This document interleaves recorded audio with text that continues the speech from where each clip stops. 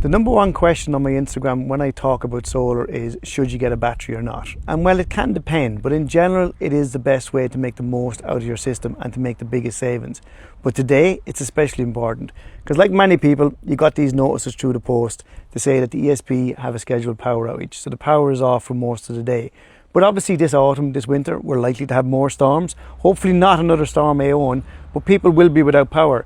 And with this GoodWe and battery system, I'm able to run the entire house off of this battery system and the inverter, which means that the sockets, the lights, the essentials all work. Now, you can't go and use lots and lots of appliances, but you can use up to 5 kilowatts, which means you can comfortably boil the kettle, you can cook your dinner, you can have the essentials these days like Wi-Fi, but also here water, because we have a well. So without power, obviously we don't have water. And the battery size, that really does depend on how much electricity you use. Infiniteenergy.ie does allow you to do an upload of your smart meter, and that data then can give you an estimate of what size battery you should get to cover your system.